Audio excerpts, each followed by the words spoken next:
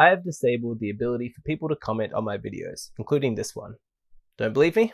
Scroll down, have a look for yourself. You can't comment. This was an option that never occurred to me that it was possible. I never even thought to do it, but as soon as the idea did come to me, I felt a tremendous wave of relief. I was like, yes, I'm going to do that. I'm not saying that this is a permanent change, that I'm necessarily going to disable the comments on my YouTube videos forever. It probably won't be a permanent change. In fact, I could change my mind tomorrow. But right now, it feels really, really good. And I'm going to give you the 10 reasons why I disabled my comments. Number 1, to starve myself of social feedback. From what we know from evolutionary psychology, human beings crave social feedback. We want to know what other people think of us, even if it's negative. We've probably all had that experience where you know that somebody has said something negative about you and it's going to upset you, but still you want to know what it was because you crave that social feedback. It's built into your brain. Now, being a content creator on YouTube or any other platform is not necessarily financially that lucrative unless you're very, very successful. But one thing that a lot of people enjoy about being a creator is that they get paid in the currency of social feedback. Lots of people are deadly curious about what other people think about them, and look at the opportunity that social media provides. You can put up a video and then the next morning have hundreds, if not thousands of people giving their opinions about you, or in the case of educational videos like these ones, your ideas. You can't necessarily monetize that kind of social feedback, but it is extremely valuable to some people. And I've imagined that a lot of people who create content on YouTube, the money might even be a secondary reason why. What they're really craving is that social feedback. I've been doing this for about 2 years. I've made about 100 videos, and yet still, even for me, with the release of a new video, there comes this spike of emotion, this sense of expectation, this anxiety. It's a very strange sensation, and this is a completely new phenomena that we've never had to deal with in human history before. We've never had social media on the scale that we have now. We have these caveman brains in modern times, and we were not equipped to deal with this amount of social feedback coming in at once. So you've got access to basically instantaneous social feedback, but it's not necessarily a positive thing. I'm sure most people will be able to relate to this, even if you're not a content creator. If you've left a comment on YouTube, or maybe you've made a post on Reddit, have you ever found yourself refreshing the page, wanting to know what people think about you or about your ideas?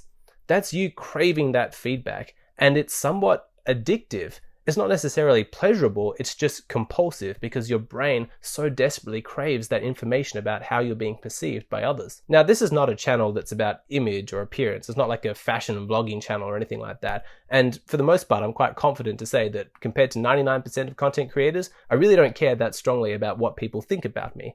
And yet, even for me, I still find these spikes of emotion occur, and it's an unpleasant feeling. And I didn't want that in my life. I wanted a sense of peace, of inner calm and tranquility. And by disabling the comments, I've removed those spikes of emotion. Reason number 2, I wanted to keep my content pure. Now, this might annoy some people when they hear it, but I want to be honest in this video. I don't really pay attention to the feedback that I get in the comment section. Not really. Perhaps some people do this. They read through the comments of their videos, they learn what people are interested in, what they're not interested in, and then they tailor their content to suit the audience and the feedback they're getting.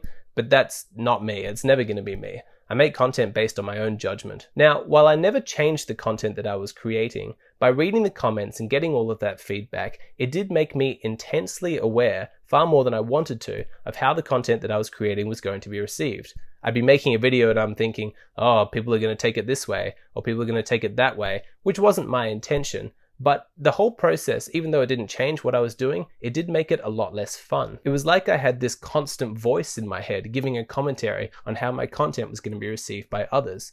It was really, really annoying. So in order to keep this process fun and to keep my mind completely clean and pure so that I could focus purely on the kind of content that I wanted to create, I found it was a good idea to shut down the comment section, to actually close off that flood of feedback coming into me. Reason number 3, to stop feeding tribalism. It is genuinely concerning to me, this growing trend of how tribalistic YouTube is becoming. People are ignoring evidence, they're staying inside their echo chamber, and they're cheering for their team. What really brought this home to me was the podcast that Joe Rogan did with the CEO of Twitter, Jack Dorsey. I was on a road trip at the time that it came out, so I didn't watch it on YouTube, I just listened to the audio. But when I got back within the range of Wi-Fi, I checked into the comment section to see how people received it. and they were absolutely brutal. The main beef that people had with Joe was that he didn't push Jack hard enough on the questions of censorship and banning people from the platform, particularly from the conservative side of politics. And from his most recent podcast with Tim Pool, where they explored the numerous cases of Twitter doing this, this is absolutely a legitimate problem that needs to be addressed. However, it was really depressing to see how quickly the comment section of Joe Rogan's audience, which I thought were rational, well-considered people who could appreciate nuance, how quickly they turned on him. The insults, the accusations just came flying. He's a shill, he's a sellout, he's a cuck, all of that stuff. Now, in the aftermath of this blowback, Joe Rogan released a video where he admitted that he had not done enough research into Twitter and he was not aware of how much this censorship issue was going to upset people. He wished that he'd done more preparation so that he could have asked the kind of questions people were demanding that he ask in the comment section to Jack directly. And so he promised to bring Jack back onto the podcast. Jack agreed. He said, yep, we'll answer all of these questions. We'll go through it. I'll even bring on the person responsible for banning people from the platform on so he can explain our process. Now, in my mind, that is amazing. That's somebody owning up to their mistake and doing everything that they can to put it right. And yet, in the comment section of that video, you still had people saying, nope, not good enough. You've already exposed yourself. We know who you truly are. And I found that just incredible. Like, what else do you want this guy to do? It's Joe Rogan. He has done so much for bringing fascinating conversations into the lives of others. You've been a loyal audience member up until now. He's done so much that's good. And yet, this one mistake, this one error of judgment, which he's trying to correct, you're willing to completely write him off? Keep in mind that these aren't the people that you'd ordinarily expect to be doing this. This wasn't the left. This wasn't SJW snowflakes. These were conservatives who were doing this. Tribalism is something that is affecting both sides of the spectrum. What happened with Joe Rogan was such a poignant example of how deeply tribalistic the internet is becoming. And I've seen this play out on my own channel, and it's incredibly depressing. And I don't want to be depressed. I want to produce content that I find interesting and uplifting. And the easiest way for me to keep my focus on that goal is to block out the tribalistic voices in the comment section. My hope is that the trolls will just move on. When they see that there's no air for them to breathe in my channel, no food for them to eat, no place for them to express their pain body and pour out their hate, they'll simply move on.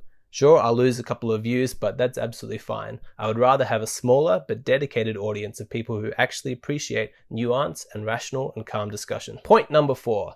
Abuse. About a week ago, I had the pleasure of attending a live Jordan Peterson talk. It was amazing. I'm going to do a video about it in the future. But the point that I want to make here is that Dave Rubin from the Rubin Report was opening for him, and he came out at the start and was doing some stand-up comedy. We're all cheering and having a good time. And he made a joke saying, wow, this is amazing. You guys are so much nicer than the people in the YouTube comment section. I understand exactly what he means.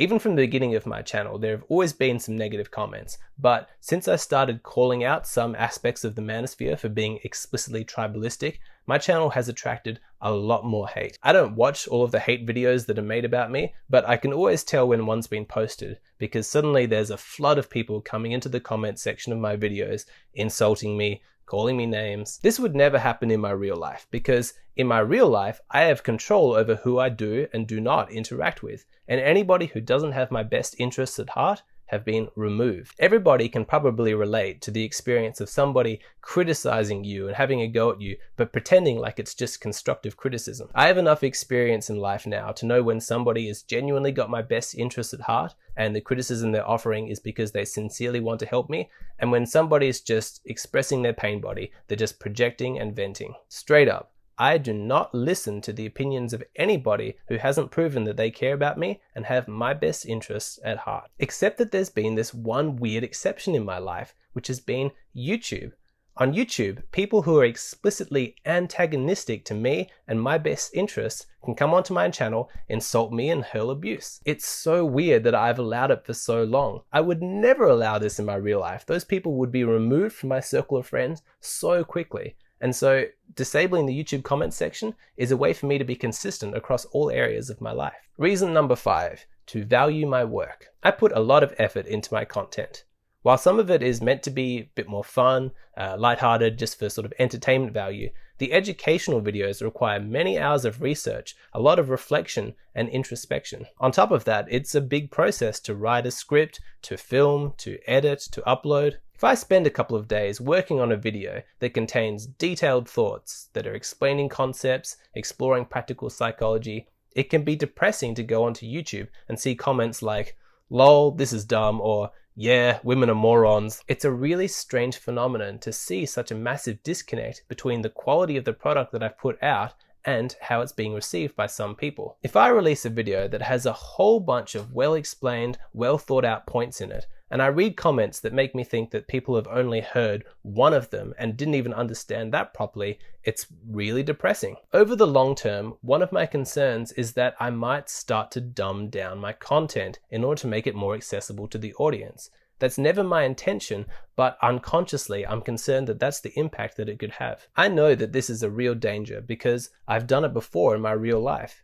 Years ago, I would associate with people who I felt like I needed to hide my intelligence from so that I could fit in or that it didn't make them uncomfortable. It was a horrible feeling, and I never want to go back to that place again.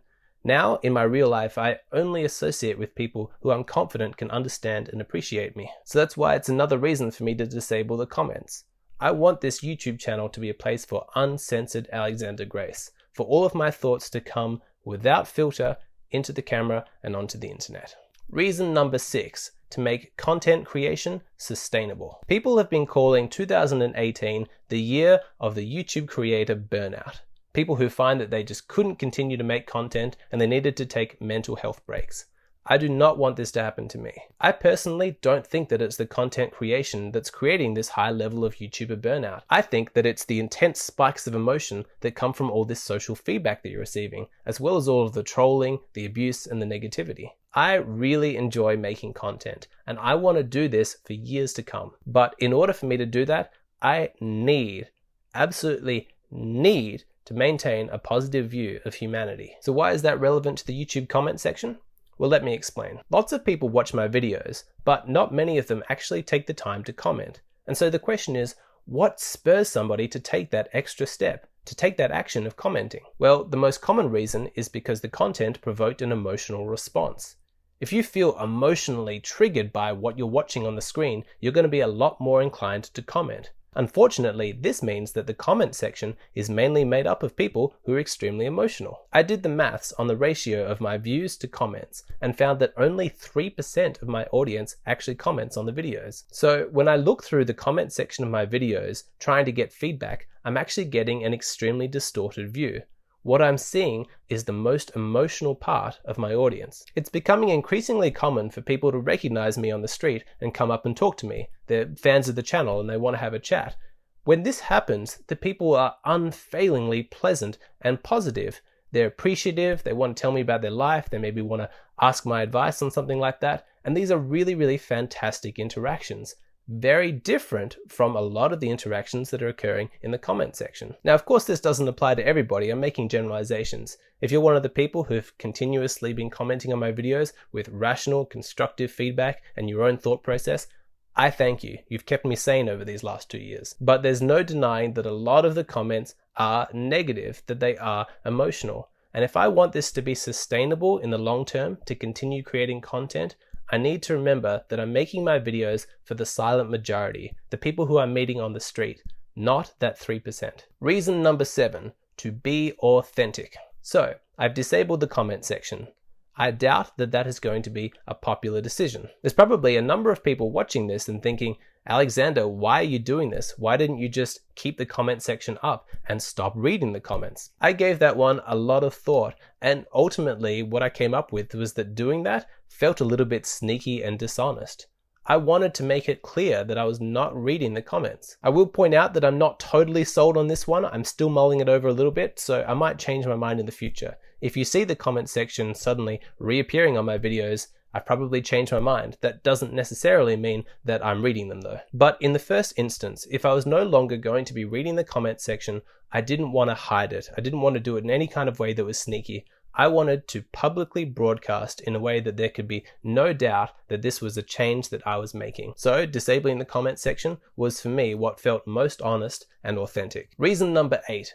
To encourage people to make their own judgment. The decision to disable the comment section of my YouTube videos struck me as a wonderful opportunity to refine my audience. If you were to ask me the kind of person who I enjoy spending time with, the kind of people that I include in my social circle as friends, I will answer that I like independent thinkers, people who are skeptical of the things that they're told and who reach their own conclusions based on their own independent, rational judgment. I don't enjoy spending time with the kind of people that Ayn Rand would call second-handers, the sort of people who defer to the judgments of others before coming up with their own opinions. So hopefully, if you're one of my audience members and you're watching this video right now, you can count yourself amongst the kind of people that I would include as friends. You can listen to a video like this or any of my other content and independently come up with your own conclusions about the merits or flaws in my arguments. My guess is that most people on this channel already do that. They don't need to go to the comment section to find out what they should think about the things that I've said. And so for them, there really won't be any change. But by disabling the comment section, I'm really emphasizing that a good idea is a good idea and it can stand alone on its own merits. These kind of ideas shouldn't be subject to democracy. It doesn't really matter how many people are watching or how many people agree with one point of view or the other. If an idea is good, if it's correct, then it's correct. To further that aim, I've hidden the likes and dislikes of each video. Check it out. Look at this video. You won't be able to see how many people have liked it. And I love that. It's just an experiment I'm running, but I think it's going to force people to really look at their own judgment. Or what do I think about this video? Do I agree with it? For all you know, every other person apart from you has absolutely loved this video or absolutely hated it. But that's not what's important. What's important is, what do you think? All right, reason number 9, to reward loyalty. This channel has a Patreon page, and over on Patreon, we have a dedicated community of people who support this content financially. It's not like I'm completely blind to all feedback, because when people on that page tell me something about my content, I listen.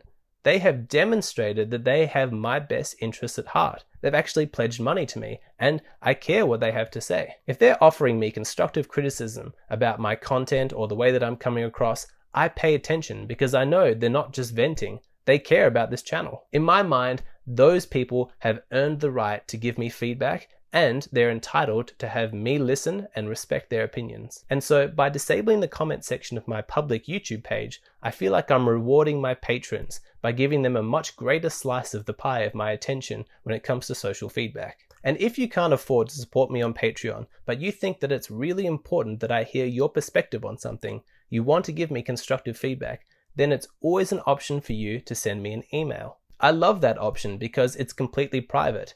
If you're interested in trolling or virtue signaling to other people in the comment section, just showboating, you're not going to have any interest in sending me a private email. There's no public glory in that. But if you really care about my content and you think that it's important that I be made aware of something, then you can send me an email. Fantastic. And now we come to the final reason, which is to test myself. I know how this looks. I'm not blind. I have disabled the comment section and it looks like I'm running scared from somebody or that I'm interested in censoring free speech. I am completely aware of how this is being perceived, but realizing how other people are going to interpret this made me want to do it even more. People who are familiar with this channel will know that it's a personal goal of mine to be always moving further and further in the direction of being psychologically independent of the opinions of others. I want to be like an Ayn Rand hero. On the issue of disabling my comment section, I know what my reasons are and I know what they're not. I'm not hiding anything and I'm not scared of the opinions of other people. I wanted to take action to prove that to myself. I wanted to do something that would directly provoke my fears about how other people are perceiving me, to challenge myself. This might be a difficult step, but if I can take this action, knowing that people are interpreting it in the worst possible way and losing their minds over this, and I can be independent of that, then I'm one step closer to complete psychological independence. So if you're sitting there saying, Alex is completely terrified, he wants to censor free speech, he hates when people criticize him, he's just running away, I'm going to say, I don't care what you have to say. Now, is that true? 90%. Maybe 95%.